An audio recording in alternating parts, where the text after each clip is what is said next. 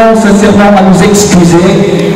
Nous devions commencer cette activité à 12h précises. Oui, nous étions prêts, mais il y a des gens qui étaient bloqués dans l'embouteillage. Faute de quoi, on n'a pas pu commencer. Mesdames et messieurs, veuillez nous pardonner. Est-ce que vous nous pardonnez? Est-ce que vous nous pardonnez? Pour ceux qui croient en Dieu, la Bible dit que ceux qui ne pardonnent pas ne seront pas non plus pardonnés. Mais sincèrement, prochainement, on ne le verra pas. Merci beaucoup à tous ceux qui sont présents aujourd'hui. Je suis content de voir les débatteurs dans la salle. Je vais appeler chaque école pour me rassurer que tous les belligérants sont présents. Est-ce que les collègues vont venir dans la salle? Est-ce que les dates IPM est dans la salle? Merci. Est-ce que le lycée Chaoumba est dans la salle? Est-ce que le groupe scolaire Maman Rabatungo est dans la salle? Merci, merci beaucoup, merci. Est-ce que l'Institut Aurora est dans la salle? Merci beaucoup. Est-ce que le lycée Boligani est dans la salle? Merci beaucoup. Est-ce que le collège Saint-Georges est dans la salle? Est-ce qu'ils sont dans la salle? Pas encore. Est-ce que le collège Reka est déjà dans la salle? Pas encore non plus. Ok. On ne va pas les attendre, on va commencer. Mesdames et messieurs, ce concours est un concours basé sur l'éducation, l'encadrement et la formation des jeunes. C'est une activité scientifique qui a été mise en œuvre par la Fondation Les Débatteurs Sans Frontières, bien sûr dans le souci d'encadrer les jeunes, mais également de les pousser à devenir les changements qu'ils souhaitent voir dans la société. Messieurs et dames, pour commencer cette activité d'aujourd'hui, je vais demander à un élève, ou une élève, un volontaire ou une volontaire, de bien vouloir s'approcher, mais rejoindre sur scène pour entonner l'hymne national de la République démocratique du Congo. Qui est prêt? Donc qui est prêt? Est-ce qu'on peut l'encourager s'il vous plaît? Maman Rabatungo. Est-ce qu'on peut l'encourager s'il vous plaît? Vous demandez la technique de vous balancer l'instrumental.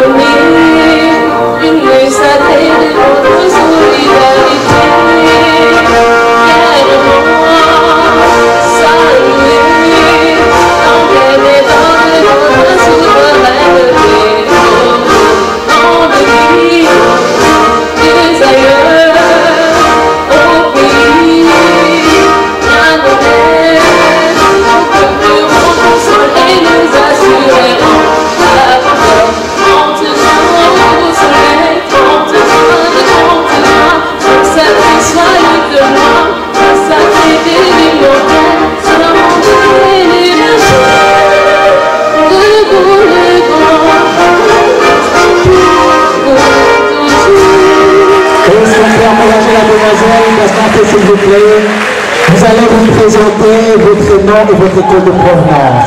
Et on peut l'applaudir s'il vous plaît. Merci. Mademoiselle, comment vous appelez? Je suis l'élève Riziki. Riziki, de quelle école? Du groupe scolaire Maman Rabatungo. Est-ce qu'on peut encourager l'élève Riziki s'il vous plaît? Merci beaucoup.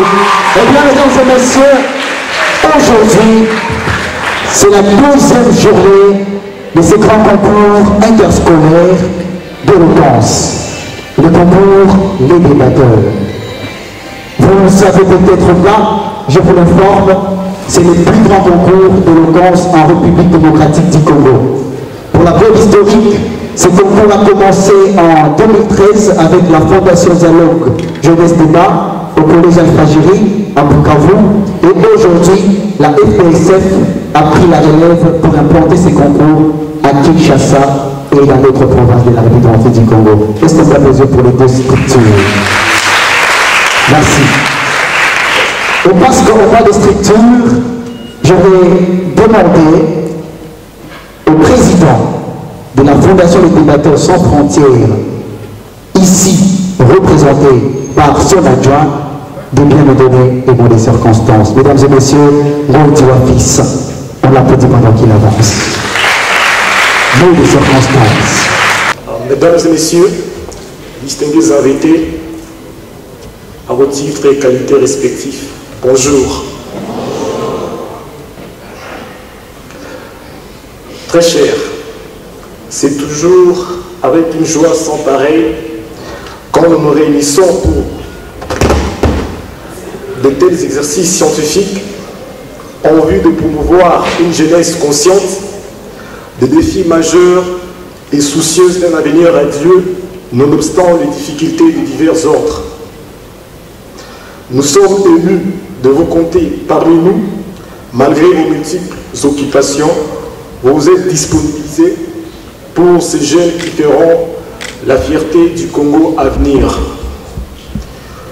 Je sais qu'il est de coutume que le week-end, que nous nous retrouvions dans le bruit, mais je vous garantis qu'aujourd'hui, nous serons également dans le bruit, mais seulement ici, les bruits sont rythmés et suivent, je dirais, un certain rythme, car c'est très bien organisé. Donc nous serons également dans le bruit aujourd'hui. En effet, ce concours digne de mémoire a été organisé non seulement dans le but de réunir les talents oratoires de la République, mais aussi dans le but ultime de former. Nous sommes aujourd'hui dans une situation où la promotion de l'éducation est une urgence pour nous afin d'assurer un avenir radieux aux générations futures de ces pays et du monde entier en général. Telle est la mission qui s'est fixée la Fondation des débatteurs sans frontières. Pour assurer le développement intégral de notre pays, nous sommes tous appelés à apporter notre pierre à l'édifice. Et pour ça, mes collaborateurs et moi avons mis sur pied cette structure dénommée la Fondation des débatteurs sans frontières, qui se spécialise dans l'encadrement, la formation et la promotion de la jeunesse et de leurs initiatives. Nous encourageons donc les élèves à emboîter les pas également et tous les autres jeunes présents dans la salle de se prendre, de réaliser qu'ils sont également des acteurs clés pour le développement de notre pays et donc de prendre conscience. Nous encourageons les élèves qui ont, dans un esprit de bien faire, participé comme acteurs de ces radieux concours. Mes mots de remerciement s'adressent aux missionnaires de la Compagnie de Jésus, aux autorités des écoles, aux autorités scolaires, aux encadreurs ici présents, ainsi qu'à vous, chers élèves. Mesdames et messieurs, nous réitérons donc nos vifs sentiments de créer une communauté solidifiée par la recherche en faisant preuve d'un art oratoire. Au nom de la Fondation des débatteurs sans frontières, nous vous remercions pour l'attention et la considération dont a bénéficié ma modeste personne. Nous avons dit merci. Le nom du président, M. Rodiwa fils, Nathanaël, que je résume en une phrase. Nous créons une organisation où les jeunes prennent conscience responsabilité. Mahatma Gandhi disait « Sois les changements que tu veux voir dans la société ». On va présenter les jurys. Pour aujourd'hui, le match sera jugé de manière collégiale, c'est-à-dire par un jury collégial, composé d'une part par la première vice-présidente, Madame Divine Siana Bosso. Elle est licenciée en droit et également formatrice des jeunes. Mesdames et messieurs, on applaudit Madame Bosso Siana. Un peu plus fort que ça. Un peu plus fort que ça. Merci. En deuxième lieu, nous avons un érudit de la langue française. Il est professeur de français à l'Institut français. Il est également examinateur et formateur des organisateurs du DALF et du DELF, c'est-à-dire les diplômes approfondis en langue française et diplômes d'études en langue française. Mesdames et messieurs, le professeur Jean-Pierre Chiméné. On l'applaudit, s'il vous plaît. Deuxième vice-président. Merci. Et pour présider ce jury, mesdames et messieurs, nous accueillons une icône du leadership féminin à Kinshasa et à la RDC. Elle est également une entrepreneur et licenciée en informatique de gestion au PCA de l'ONG Solidarité Plus Forever. Mesdames et messieurs, Bénédicte Valolamputo. Est-ce qu'on peut applaudir la présidente du jury? Est-ce qu'on peut applaudir la présidente du jury, mesdames et messieurs? Merci. Merci. Et donc, c'est avec ce jury que les matchs seront jugés. Je rappelle les règles. Ici, c'est un concours d'éloquence, orthographe et conjugaison. Le débat est pondéré sur 40 points, 40%. Et le débat, c'est un débat contradictoire. La règle la plus ultime est que l'essentiel n'est pas d'avoir raison ou d'avoir tort. L'essentiel, c'est de convaincre. Un principe qui prône la tolérance et l'écoute.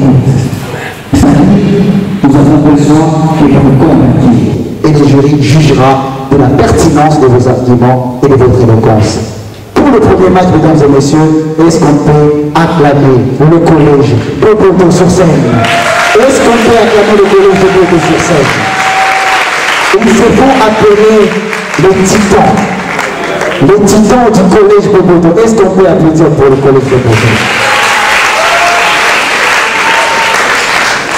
Il est de rigueur lorsqu'il faut combattre un Dieu, c'est à un autre Dieu qu'on laisse la paix. Mesdames et messieurs, est-ce qu'on peut applaudir les galactiques de l'État Oubel, s'il vous plaît? L'État Oubel sur scène. L'État Oubel sur scène. À gauche, à ma gauche. Prenez place. Merci, merci, merci, merci. Merci, merci, merci. Le thème pour ce match, l'égalité devant la loi, est-ce un mythe ou une réalité? L'égalité devant la loi, est-ce un mythe ou une réalité? Les deux équipes ne savent pas quel parti ils vont défendre. Et avant qu'elles ne piochent, on va demander aux débatteurs de se présenter vite vite. Le nom et la promotion. Égal. Nom et promotion. Diligence. Bonjour à tous et bon après-midi. Merci, pardon.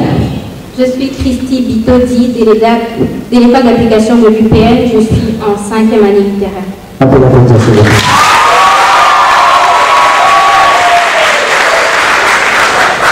Bon après-midi à tous. Merci, pardon. Je suis Kalam Bachambi, débatteur de l'école d'application de l'UPN et je suis en 6e sciences. Merci. Bon après-midi à tous. Je suis l'élève Molimi de la 4e pédagogie de l'école d'application de l'UPN. Merci. Merci beaucoup.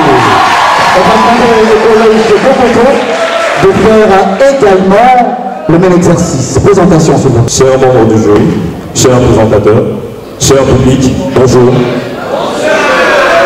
Je me nomme Benjamin Moukedi de la 6e littéraire du collège Boboto. Merci. Est-ce qu'on peut l'encourager?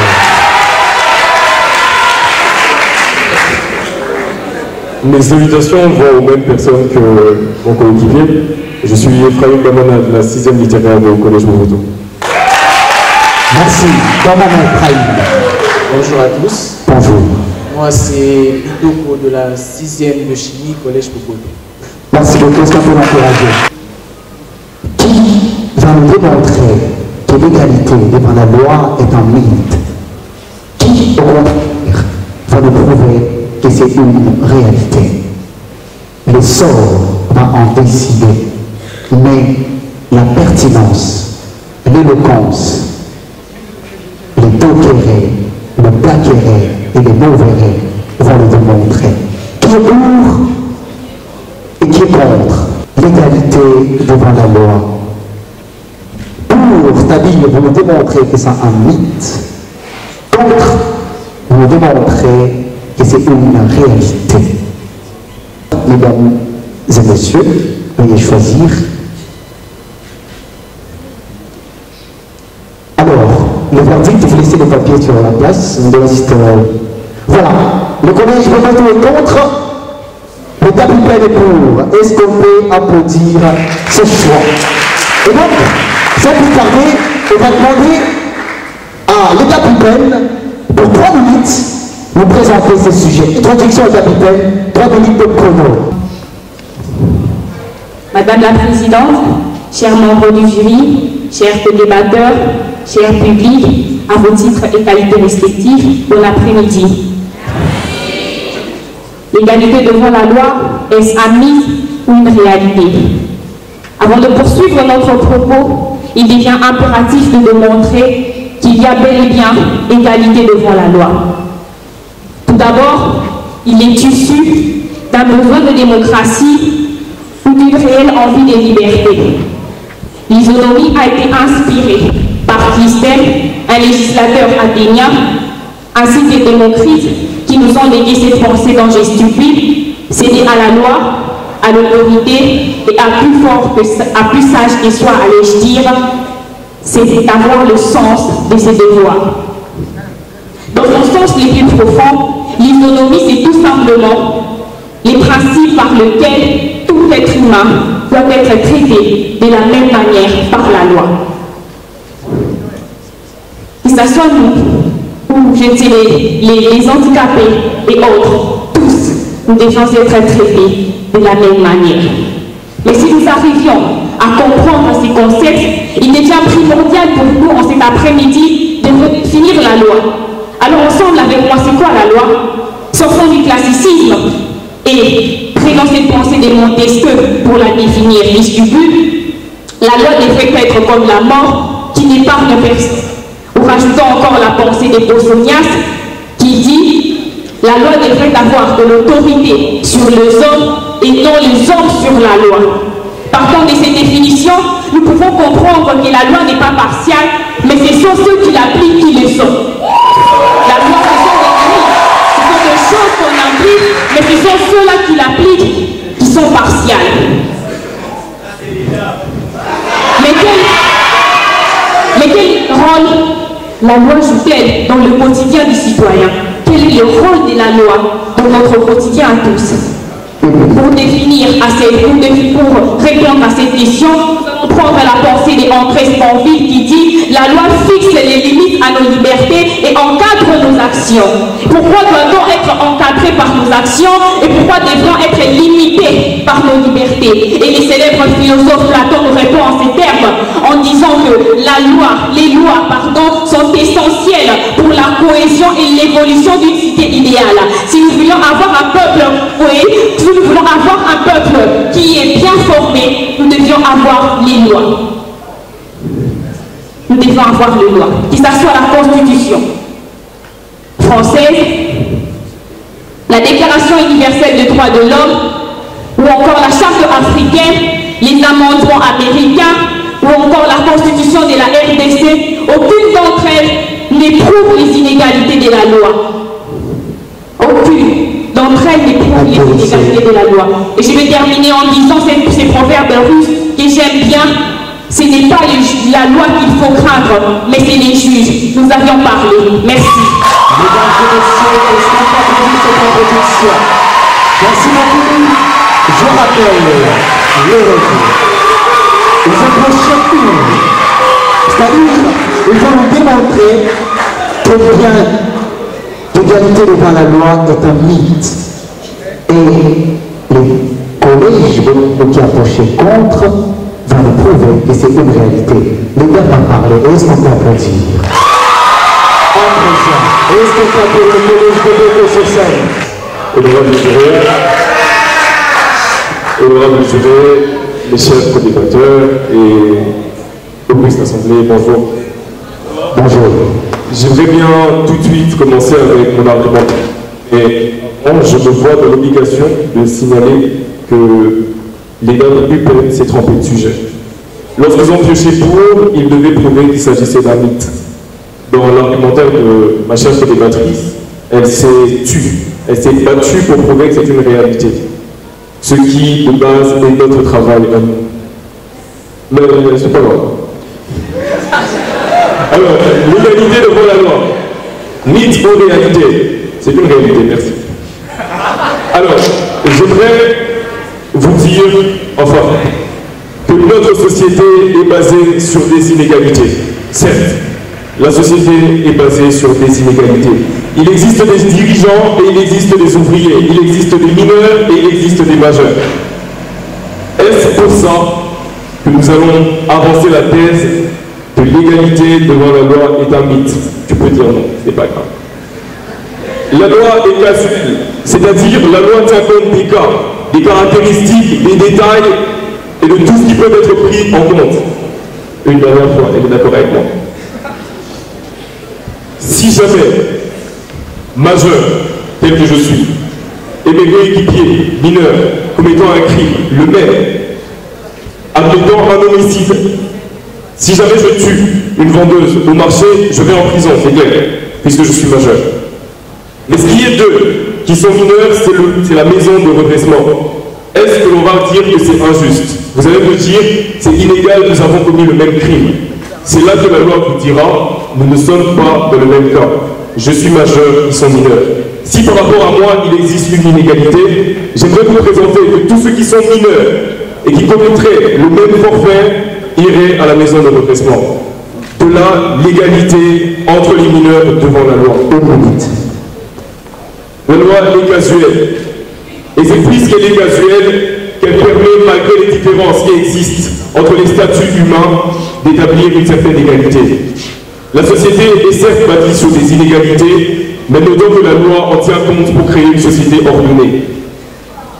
Tout le monde n'est pas jugé dans la même cour. Ministre et député, cour de cassation. Le reste, Google. Excusez-moi. J'aimerais revenir sur le fait qu'elle a énoncé. La loi est impersonnelle, la loi n'a pas d'âme, la loi n'a pas de main, la loi ne châtie pas. Il s'agit d'un juge et des représentants de la loi. C'est-à-dire, si jamais vous vous retrouvez dans un procès, la loi vous donne 15 ans, le juge vous en donne 13. Mais puisque la loi a besoin de la voix du juge. Arrêtons de condamner la loi ne vous répondra pas. C'est un problème d'homme, pas un problème d'écrit. Nous avons dit. C'est un problème d'homme, pas un problème d'écrit. Est-ce qu'on peut applaudir les collèges de Boko, s'il vous plaît? Eh bien, c'est au jury de décider et de juger. On écoute. Et espérons que nous serons éduqués plus et émus. Après l'introduction, directement je vais demander au collège Boboto et à l'État UPN de préparer les questions d'entrée dans la phase du débat ordonné. Comme on a commencé à l'introduction avec l'État UPN, on va commencer avec la première question du collège Boboto. Une question pour vos adversaires, on vous écoute. Je n'ai effectivement qu'une seule question pour nos très chers adversaires de l'État UPN. Avez-vous bien préparé ce débat? C'est votre question? Oui, merci. Avez-vous bien préparé ces débats? Voilà la question. Bon, l'erreur est déjà humaine. On peut arriver pour l'on se trompe. Après un peu de respect envers nous, nous avons tenté quand même de dire la vérité. Nous avons donné un argumentaire assez solide, mais malheureusement vous l'avez pas utilisé. Vous avez préféré faire de la rime devant les gens pour dire la vérité.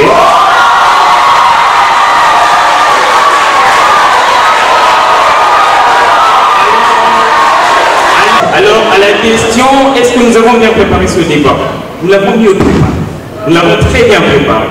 Mieux que le débat que vous n'avez pas vu malheureusement parce que vous dites le reste sur Google. Est-ce que le public a besoin d'aller chercher sur Google? C'est évident. Merci. J'espère que cela nous a servi de réponse. Y a-t-il un complément de réponse? Il n'y en a pas. Merci beaucoup. Vous avez répondu. Posez votre question au collège de Beauté.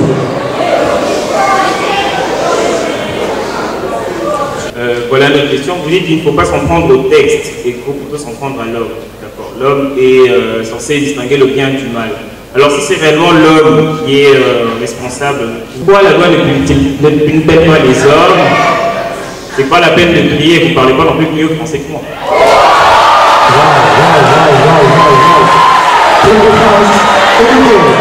Écoutez. On peut faire une expérience. J'appelle quelqu'un dans le public, il fait un discours d'une minute ici, il est champion du concours. On le fait?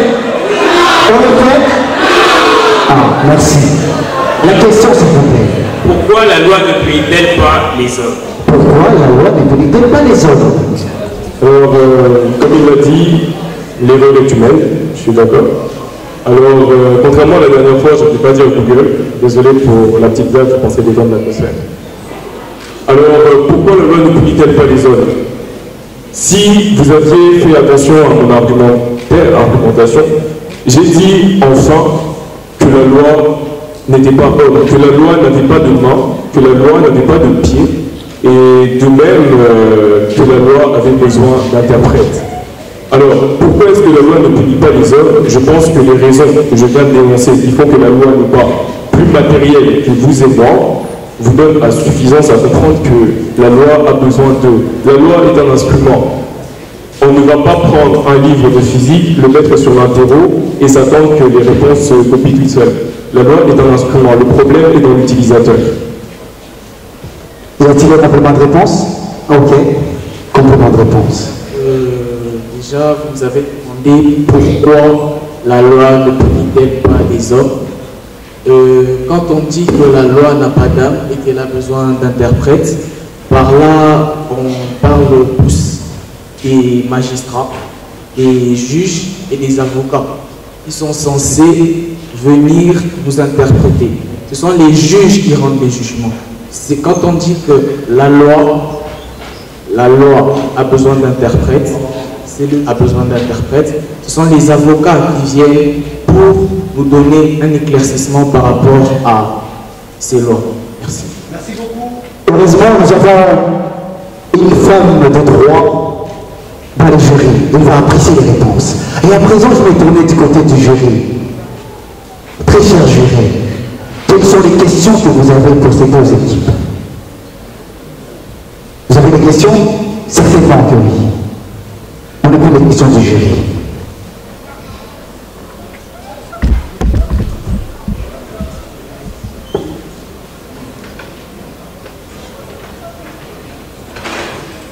La question s'adresse aux deux écoles. Est-ce que vous croyez que ce qu'on appelle loi existe sur cette terre, vraiment? En premier. Ah, question costaude. Wow. Qui se jette à l'eau? Le date ou le bateau?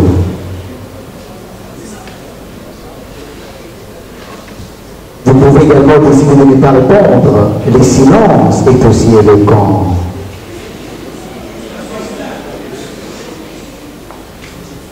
Mais je sais, Edgar va répondre, et Bobo aussi va répondre.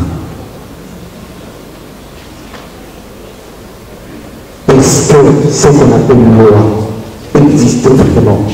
Alors, 10 secondes de couler, je vais devoir choisir l'école qui va répondre en premier, et je choisis le capitaine. Merci pour la question. Alors, la question était de savoir si la loi existe-t-elle vraiment. Alors nous répondons ceci. La loi existe, oui, elle est réelle. Nous avons les lois de Dieu, nous avons les lois physiques, nous avons les lois humaines. Le véritable problème sont les acteurs. La loi existe, mais le véritable problème sont ces acteurs et d'où il y a les inégalités. Le fait qu'il y ait une mauvaise application de la loi par ces acteurs fait en sorte qu'il y ait des inégalités. Merci. Y a-t-il un complément de classe? Merci. Collège de Gonto, est-ce que la loi existe vraiment? En soutenant votre parti. Oui, la loi existe réellement. Et j'aimerais citer la charte des droits de l'homme et du citoyen français signée à l'Élysée, qui dit « Tous les hommes naissent libres et demeurent libres et égaux en droit. » Et quant à la discrimination sociétale, elle ne peut apparaître que pour le bien de la communauté. C'est-à-dire la loi, la charte du citoyen, la charte des droits de l'homme et du citoyen a prévu de créer des inégalités pour l'utilité commune. La loi a fait des inégalités, déjà en nous demandant de choisir des représentants. Tout le monde aurait pu rester dans la population, mais la loi a décrété que certains devaient devenir députés et d'autres monter les échelons. Alors, ce n'est pas parce qu'il n'y a pas d'application, parce qu'il n'y aurait pas, parce que certains supposeraient de ne pas voir les applications de la loi qu'elle n'existerait pas.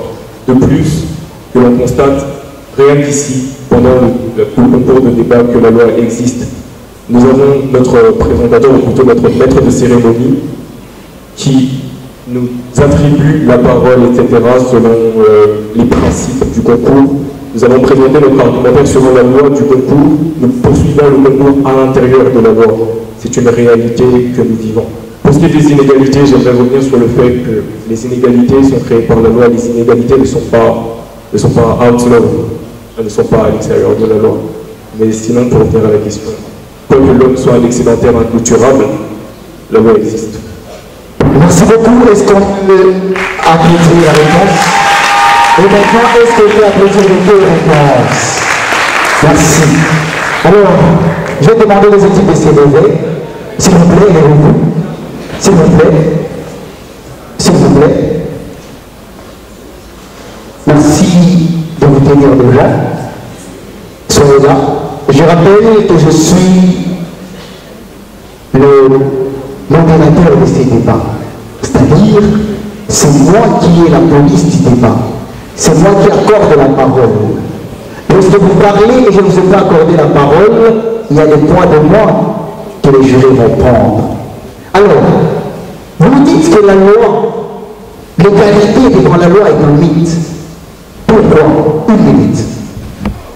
C'est un mythe parce que premièrement, si la loi devrait être celle qui établit les inégalités, elle ne serait pas juste pour tous. Pourtant, quand nous allons dans la Déclaration universelle des droits de l'homme, nous trouvons dans son article 4, 6, 7 et 10 qu'elle est en train de prôner le fait que la justice existe également qu'on abolisse l'esclavage et le mauvais traitement des hommes. Donc la loi se doit d'être juste envers tous. Au cas contraire, elle n'a pas lieu d'être. Et en quelque sorte, la loi est censée protéger l'homme contre toutes les mauvaises pensées que son semblable pourrait avoir sur ces derniers. Et elle devient de se faire un mythe quand elle se met à créer des inégalités, créer des divergences entre les hommes. Certes, les hommes ne sont pas nés égaux, mais la loi se doit de les voir de la même manière, qu'elle soit juridique ou de la nature. Et par exemple, on peut prendre sur la nature. Sur la nature, les hommes, il pleut sur tout le monde, riches ou pauvres. Vous avez la même pluie. Il n'y a pas une pluie en or pour les riches et une pluie juste d'eau pour les autres. Merci.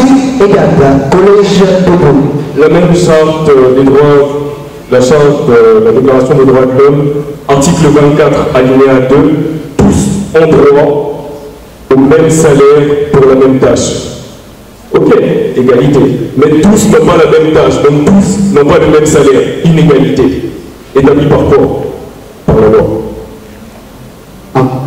40 secondes. De ce fait, j'aimerais bien répondre à notre très cher débatteur que la réelle égalité, c'est l'équité. On ne peut pas donner à tout le monde de la même façon, sachant que tout le monde ne fait pas le même travail.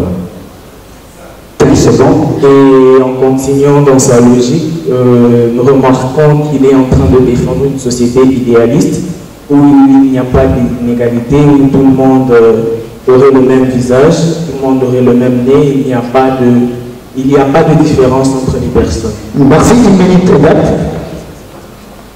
Ok, pour compléter ce qu'il a dit, je vais prendre l'exemple de la RDC. L'article numéro 12 de la Constitution de la RDC stipule que tous les Congolais sont égaux aux yeux de la loi et ont droit en une égale protection des lois. Mais cela n'est qu'une théorie, parce qu'aujourd'hui nous voyons les inégalités, et de ce fait, il y a un adage congolais qui dit Basambaka Namutu Yambongote. Cela veut tout simplement dire que la raison du plus fort triomphe toujours. Il est étonnant de voir que lorsque un Congolais ou plusieurs Congolais sont victimes d'abus sexuels ou de n'importe quel autre crime qui pourrait exister, la première pensée qui les vient à l'esprit est: est-ce que j'ai des contacts? Est-ce que je connais quelqu'un d'influent? Est-ce que je connais des personnes qui pourraient m'aider à gagner ce procès? Parce qu'ils sont convaincus au fond d'eux que pour gagner un procès, pour avoir droit à la justice, il faudrait l'acheter auprès des réseaux, des magistrats et des hommes influents. Merci beaucoup, collège de voter, une minute. Je suis désolé pour les victimes d'abus sexuels. Ceci étant, ici nous sommes dans un procès, nous présentons l'homme devant la loi et non l'homme devant le juge. L'homme devant le juge use de relations. L'homme devant la loi, comment vas-tu faire pour payer un morceau de papier? Où est-ce que les relations changent la loi? Le jour où ce que tu me dis vaudra, ce sera le moment où tu joueras un procès contre et que tu paieras non pour gagner le procès mais pour modifier la loi. 30 secondes. Juste avant, elle a dit, effectivement, mon très cher ami ici présent a précisé que l'on a dit l'homme devant la loi et pas l'homme devant le juge. Je voudrais donner tout comme exemple le fait que nous sommes ici, devant la loi de ce concours.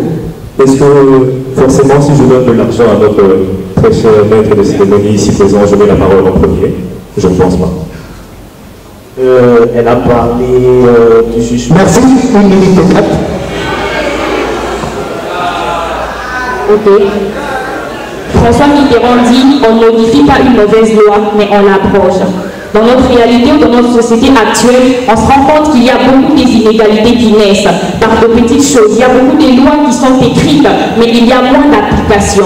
Beaucoup de textes écrits, mais il y a peu d'application. Voilà pourquoi ce n'est pas le problème, ce n'est pas une réalité, ce n'est pas quelque chose qui est vivable, mais c'est un mythe, car cela n'est pas applicable. Combien de Congolais, par exemple, ont droit à une vraie justice?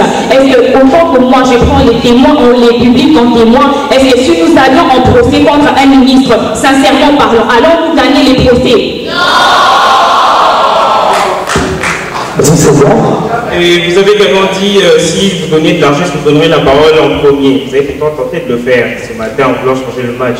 Donc, j'aimerais au moins que vous puissiez, en quelque sorte... Non, ne faites pas les étonner, s'il vous plaît. J'aimerais au moins que vous puissiez, en quelque sorte... Merci. Peut-être une minute. Heureusement pour la publicité de la diffamation, Madame la Présidente, je pense que vous connaissez. Alors, comme elle l'a dit, on le répète, s'il vous plaît, l'égalité devant la loi, pas l'égalité devant le juge. Lisez le sujet, c'est comme au début. L'égalité devant la loi, l'égalité devant la loi existe. Celle devant le juge n'est pas le débat d'aujourd'hui. Absolument pas. 30 secondes. C'est le sujet. Techniquement, nous nous sommes retrouvés à la porte, vraiment. Nous avons tous les deux décidé de passer en deuxième match sur les meilleurs. Devant la loi, ne serons-nous pas jugés pareil? Parce que nous sommes dans le même cas, n'est-ce pas? 10 secondes. Et le grand partie en récréation. Merci. Et bien 2 minutes. Je n'entrerai pas dans le débat, mais tout au plus ici... Interagissez. Arrachez-vous la parole. Tout au plus ici, nous faisons le... Arrachez-vous la parole. La loi envers elle-même, de la loi envers son juge. Pourquoi la loi n'était pas appliquée correctement? Pourquoi la loi n'était pas réellement... Les juges passaient de la loi. Nous n'allons pas parler du problème de la loi. La loi n'est pas humaine, la loi n'est pas vivante, tu ne discutes pas avec des bouquins. Elle est écrite pour faire les choses correctement. Vous avez vu personne discuter avec un moment. C'est à peine famille, est-ce que le juge l'applique réellement? le juge la loi et la loi. Devant la loi, si toi et moi commettons un homicide, on prend 15 ans. Devant le juge, qui prend quoi? Affaire du juge. C'est comme dans Téléchis avec Aristote. Tout corps est en qualitatif et quantitatif, il y a son état parfait, mais est corrompu avant d'y arriver. La corruption, c'est le juge. La loi en puissance peut avoir, mais elle n'arrive pas à l'acte. Please. Merci, bonne conversion, frère de Dieu, s'il vous plaît. Merci, merci. Merci à l'État, est-ce qu'on va poser l'État, s'il vous plaît? Un max d'applaudissements pour l'État humaine. Un max d'applaudissements pour le collège de Côté. Est-ce qu'on peut applaudir les équipes? Alors, c'est mon cri. C'est moi, hein? Oui. Qui m'a gagné? C'est moi, hein? Oui. Qui a gagné? Malheureusement, ce n'est pas vous qui. Merci Samuel. À présent, nous allons conclure ce match. Nous allons passer à la plaidoirie.